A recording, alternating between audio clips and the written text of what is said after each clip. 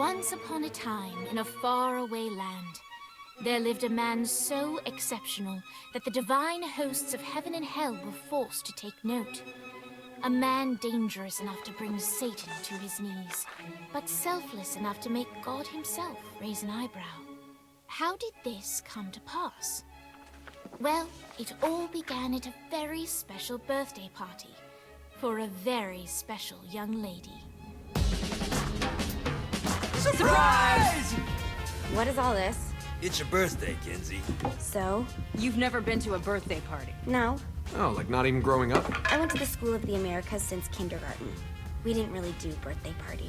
But you celebrated Christmas? I don't have to explain myself to you. Oh, Kinsey, this is going to be so much fun. Zinjai made a cake, Jane Austen is here, we'll play some games. What sort of games?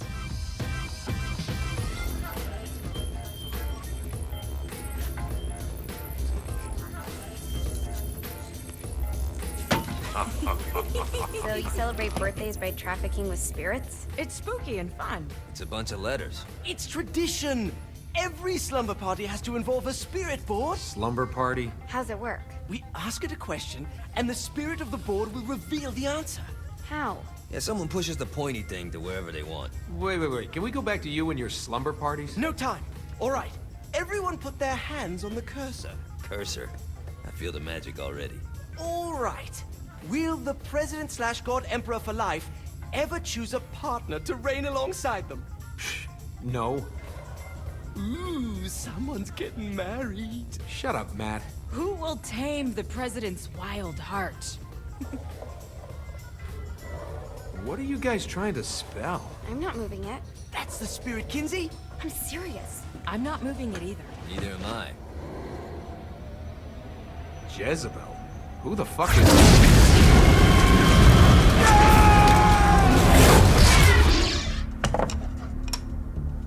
Is that not normal?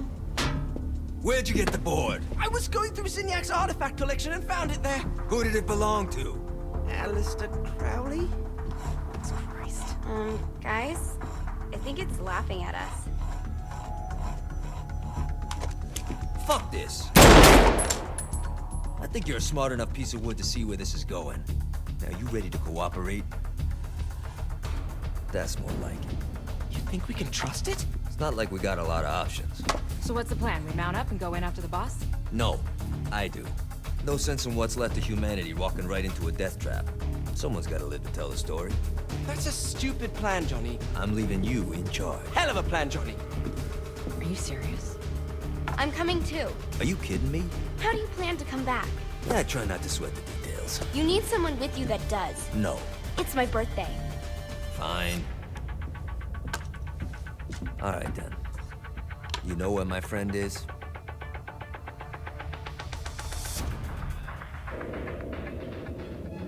True to its word, the spirit board opened up another portal and sent Johnny and Kinsey screaming into hell.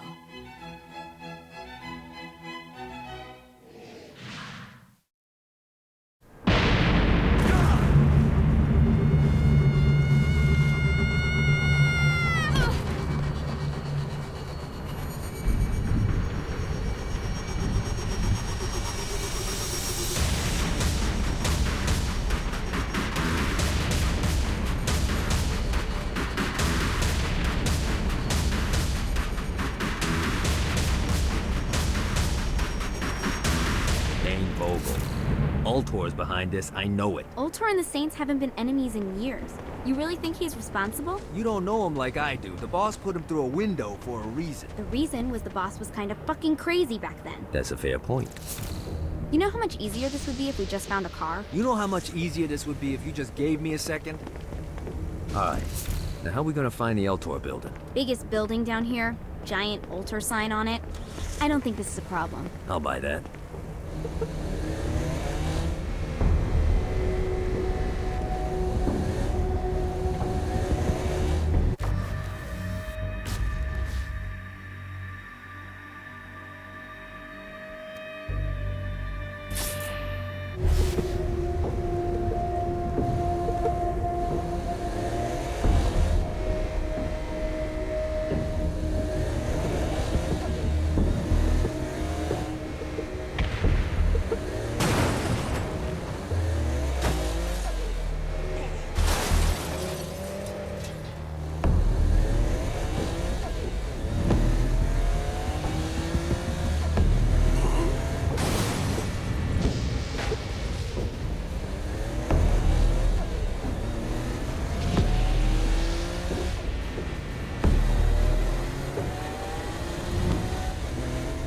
us. Kinsey Kensington and Johnny Gat driving together on a birthday adventure. Are you always this excited? Generally, I'm a misanthrope. I get it.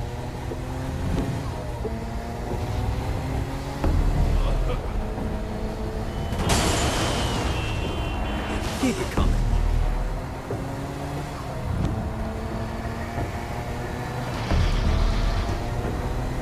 So this is hell. Not as bad as I thought. It kind of reminds me of Steelport.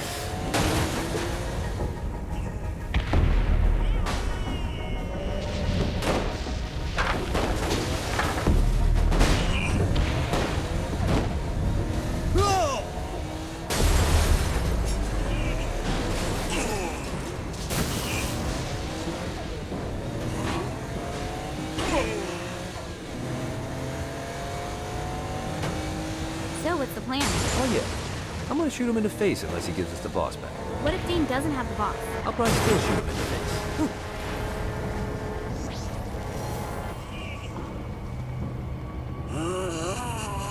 Out of my... I think we may have got the attention of the demons. How do we want to handle this? We handle it by killing demons.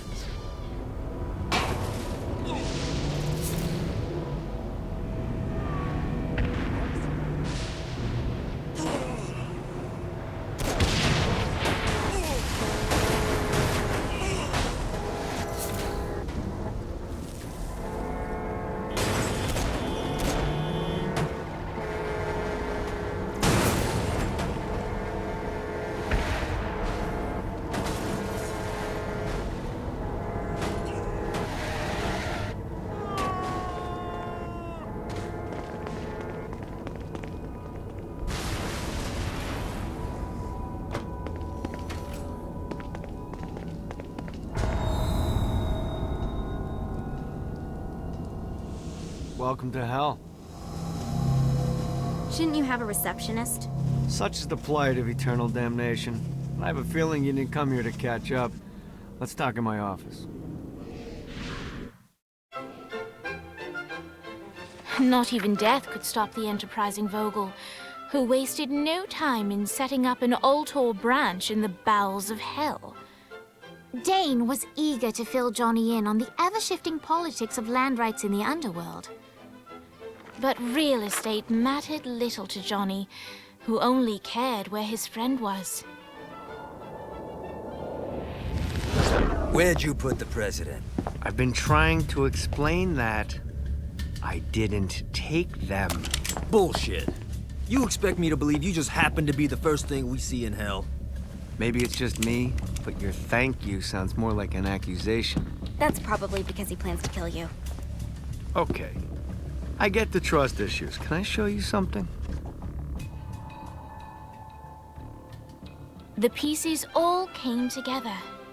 The president had caused more chaos and destruction than any other in human history. It was only natural that Satan would want them to marry his daughter. They needed a plan, and Johnny had one. I'm gonna shoot the devil in the face. I think you might be skipping some details. No, I said in the face. I like the commitment, but you gotta find a way to get close enough to him in the first place. When's the wedding? I'll just show up And then you'll shoot him in the face. Sorry, but it's a little more complicated than that. These things are tied to the soul. You won't be able to enter without one. So how do we get one? You get his attention. I know some places that are of particular value to the father of the bride. You hit those, you'll get your shot. Wait, why would Satan give out an invitation for destroying his stuff? Oh, he won't, but it should piss him off enough to get him to attack Johnny personally. Either the devil kills Gat and Ultor gets the construction contracts to rebuild what was destroyed, or Johnny kills Satan and I'll have to pay less taxes. It's pretty win-win. That's why you're helping us? To make more money in hell? Hell's what you make of it, sweetie. Works for me. What you got? All right. Satan had entrusted the day-to-day running of hell to 5 archdukes, and Dane knew how to find them all. But beyond that, not everyone in hell was content to go along with Satan's status quo. There were others who shared Dane's ambition for power, and the Ultor mogul knew that the key to unseating Satan lay in gaining their aid. But before Johnny set out to wage war against the Prince of Darkness, Dane had one final gift, an artifact that he had spent fortunes on. Lucifer's cracked halo. This holy relic granted Johnny the majestic wings of the Morning Star. However, he still needed help in learning how to use them.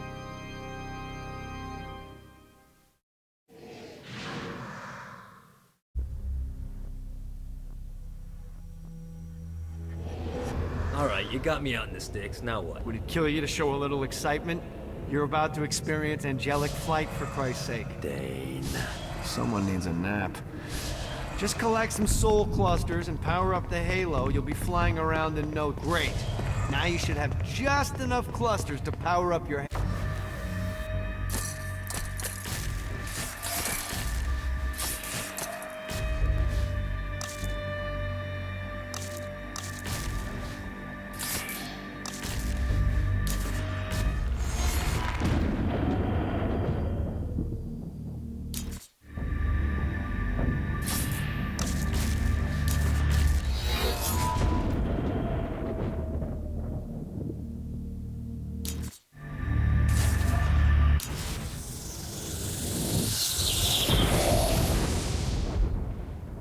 Alright, let's start slow. Try to jump over to that next island. Also, the longer you charge your wings before jumping, the further you'll go.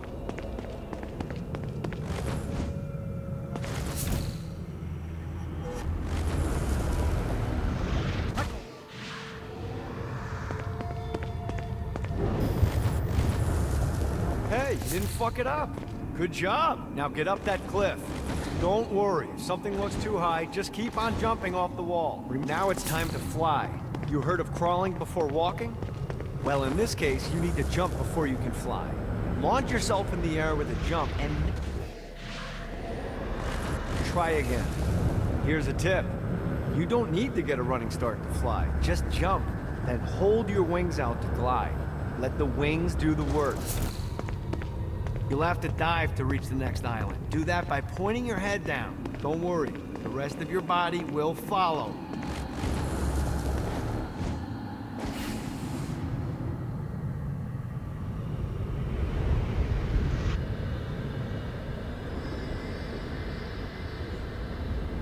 I put a shiny flap orb out in front of you. Collect the orb, and your wings will flap to gain speed.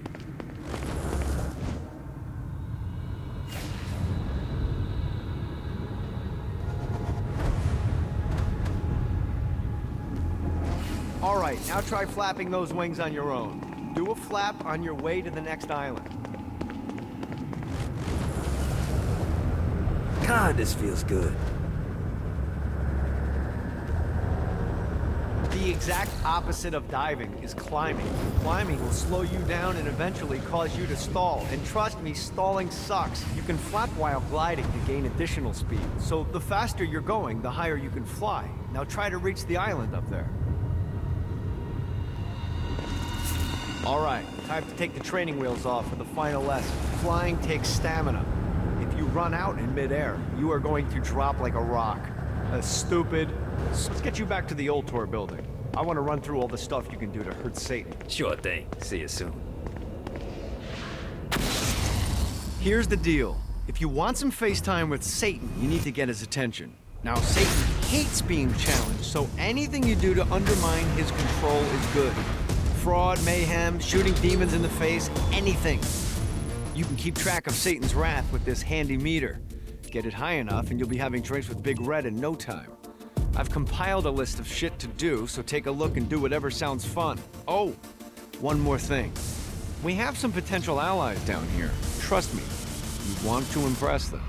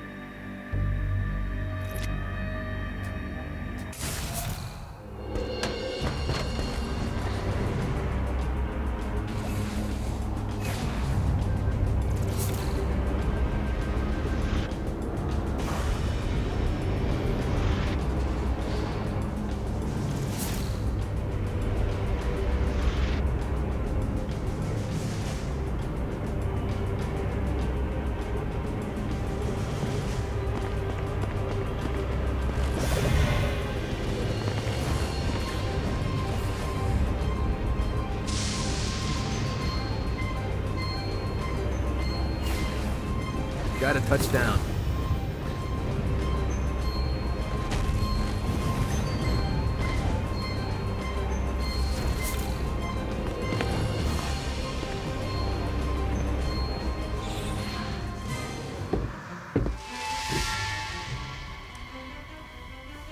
Abandoned ship! We've been boarded! Get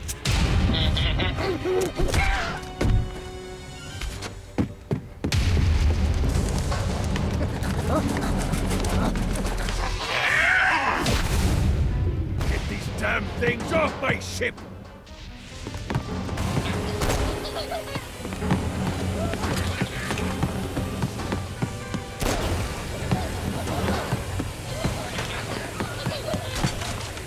Try harder than that,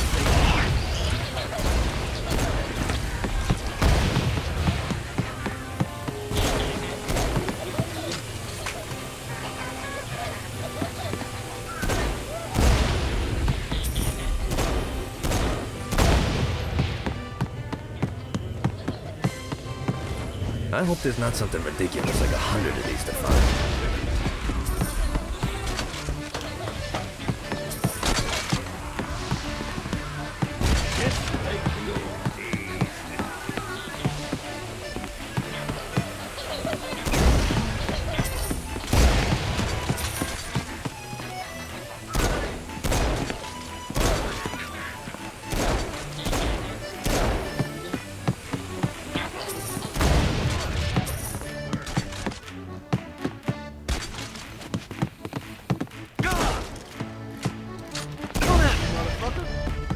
I got a bit of treasure in that chest over there.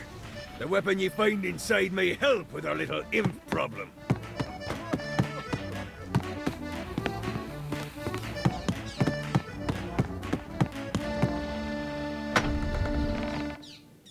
Ooh.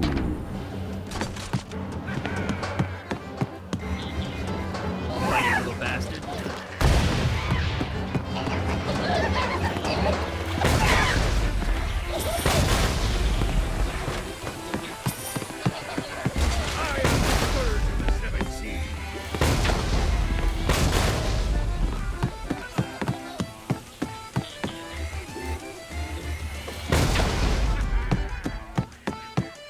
I summoned these imps to serve as my crew. I forgot what a handful they could be. Once aboard, they wouldn't listen to their captain. They ran amok in the bowels of the ship.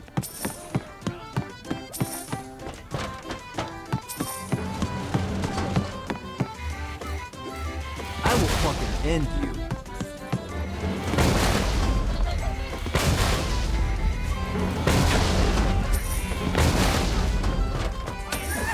God, they're swarming me! Fighting little bastard. Get on the shit. Just fuck off me.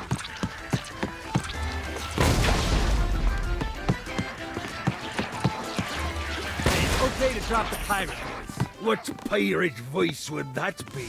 Wow. Zinyak's destruction of Earth had a profound impact on the afterlife. To heaven, it was a logistical nightmare. St. Peter's meticulous nature drove purgatory wait times to unbearable levels. Meanwhile, in hell, where souls in pain were used as currency, it created a new era of prosperity for the wickedly enterprising. This economic boon resulted in the coffers of hell to be overflowing, which in turn piqued the interest of the most notorious man that sailed the seven seas.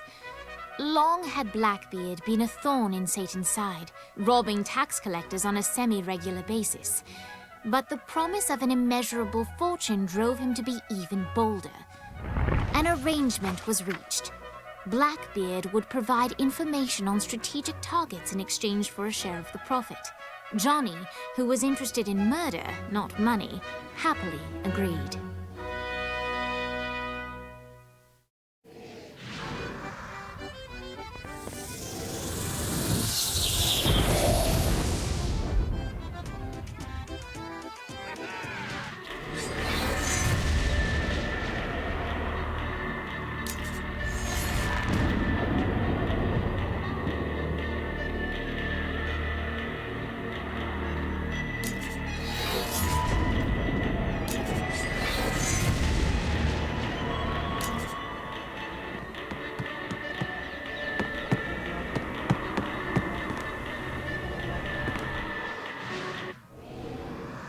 right, matey. It's time for your lesson. Let's summon me favorite scurvy-riddled hellion, the Imp. Why don't you start off by summoning an imp to take out those enemies? There you go, matey. Now take down the other. Ankle biters are vicious. Now let's practice your aim. Take down the demons on the islands.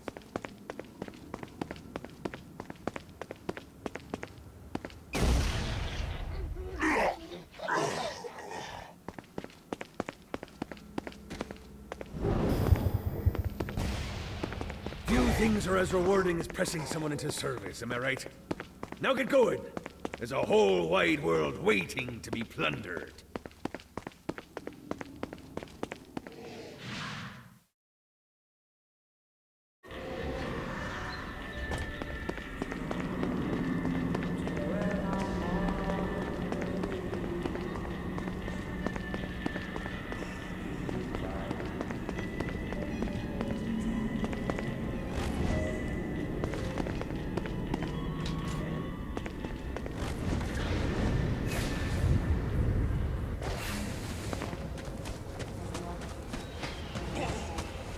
I raided a Centerpol office and found information on where the President is being kept. Evidently, they've been trapped in some sort of soul crystal inside Satan's palace. Breaking in is an impossibility. Your best bet to save them is to continue to try to draw Satan out of his palace. Let's see what these things can do.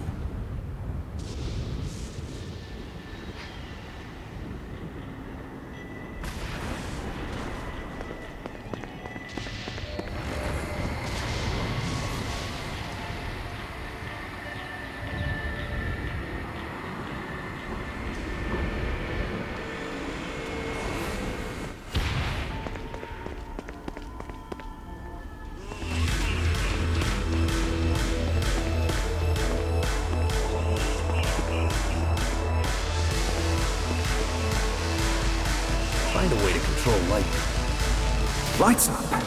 William Shakespeare, humanity's greatest playwright, and hell's most diabolical purveyor of entertainment, looks on as a brave mortal on an Orphean quest enters.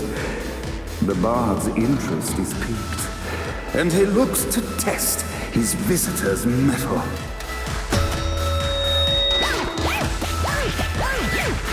The masked tragedies were used to enemies cowering as they approached. But soon they realized that they faced a foe with courage and nobility, traits uncommon in the fires of perdition.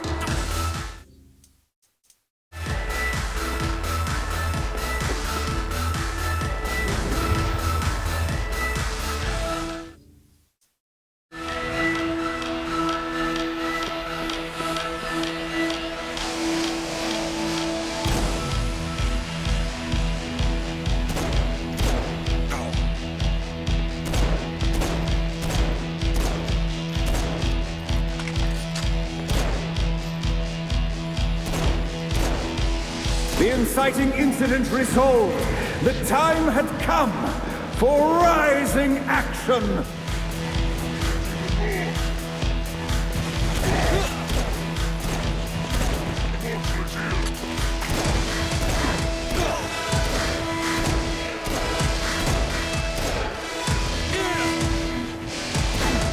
Ready to give up yet?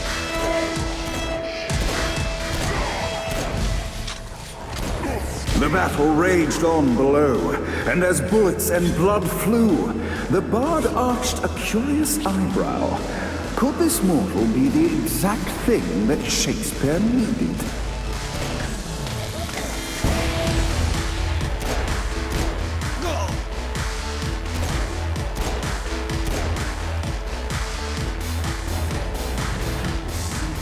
This battle is far from over, mortal. Arise! And now, Act 3!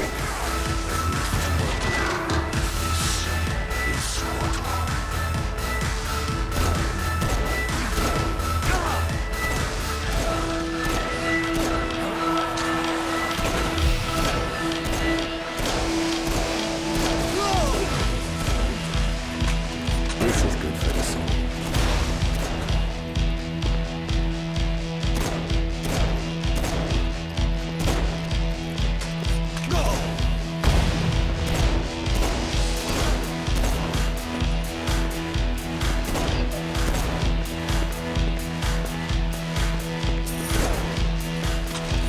The conflict resolved, Shakespeare eagerly awaited meeting the champion that dispatched so many of his men.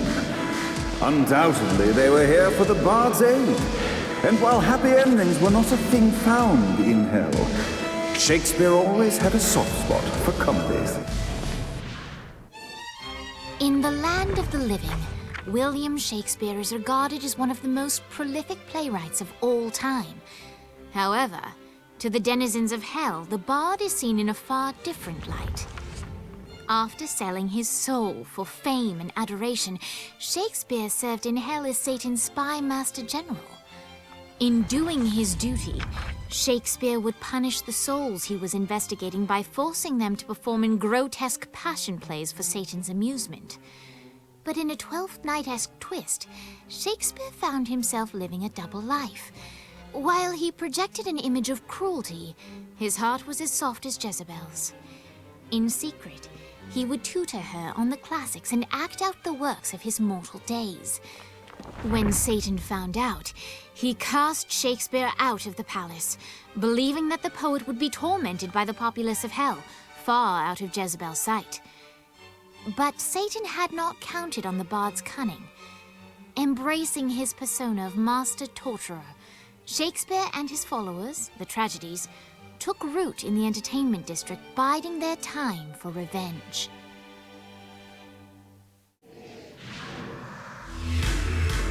And so Shakespeare called forth the Deus Ex Machina to bestow our protagonist with the arcane power of Force Stomp.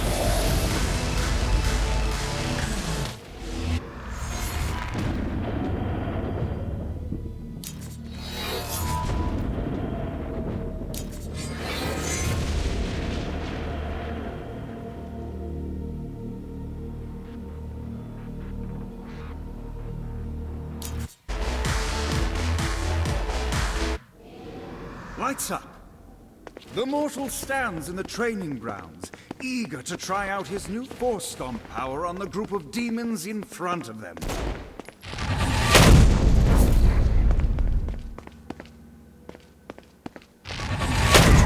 Scene 2, in which our protagonist Act 2, in which our protagonist is greeted by foul imps.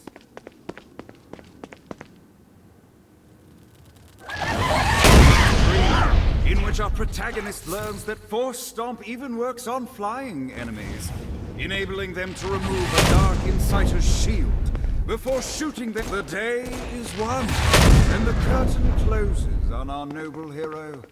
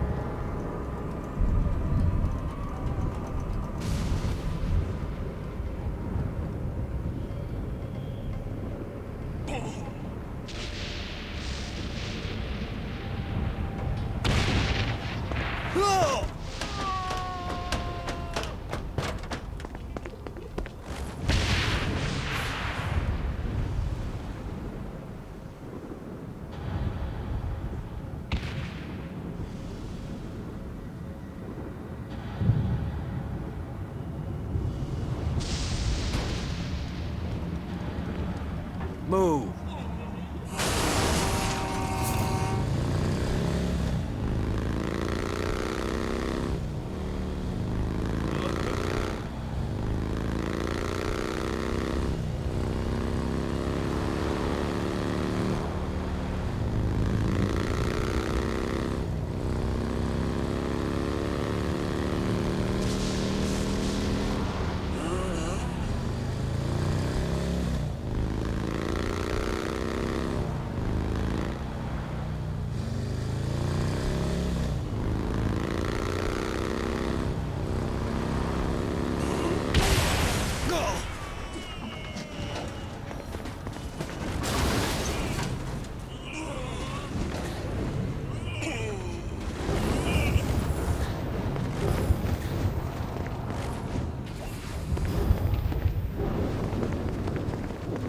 Damned Soul's Orientation Guide, Chapter 5. On hoarding sins. Some of the more frugal of the damned take all their worldly possessions with them when they travel, fearful of leaving things behind where they can be taken. Naturally, I've made it incredibly easy for you to spot those individuals, so you may mug them and capture the sins for yourself.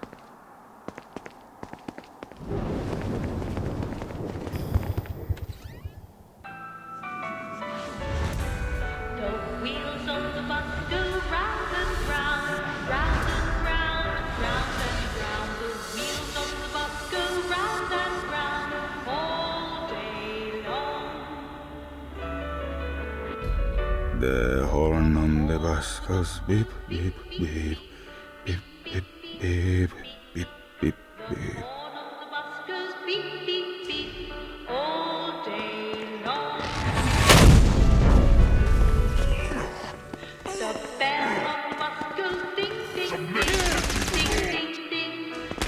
What, if they wanted to torture you, why'd they use the short version? It's the short version? Oh, yeah. The wipers on the bus go swish, swish, swish. The Volvo on the bus goes hey, hey, hey. Come on, have like 80 of them.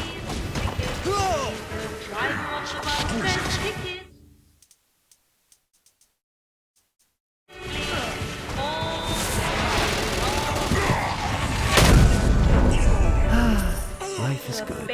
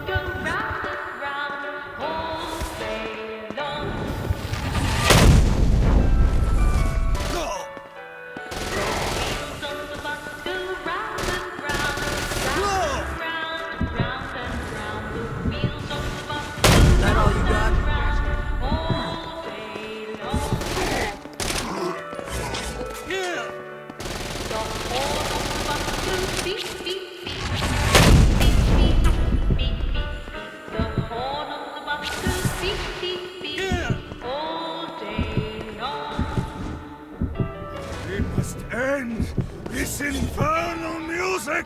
Ding, ding, ding, ding, ding, ding, ding, ding, ding. The bell on the bus goes ding, ding, ding, all day long. The driver on the bus said, Come, let us return to my castle, so we may plot our next steps in proper surrounds. Johnny led Vlad back to his castle, which since his incarceration became a haven for frat parties and squatters. But the systematic impaling of trespassers would have to wait.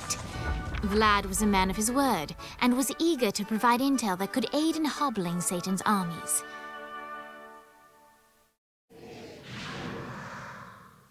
I bestow upon you the Stygian cold fire.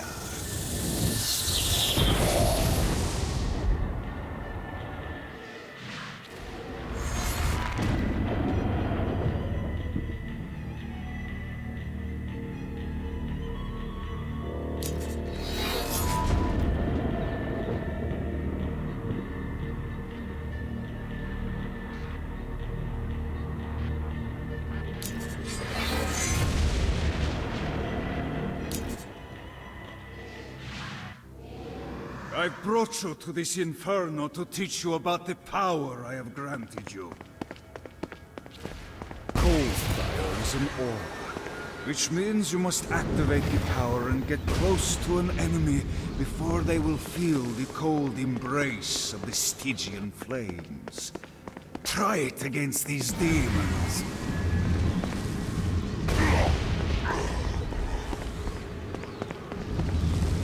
Keep it coming. Well done. Now here comes a dark inciter.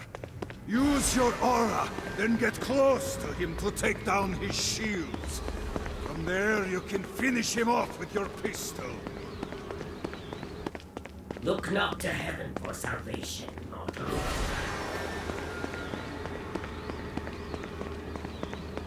Challenge You've done it. Doesn't it feel good to watch an enemy burn?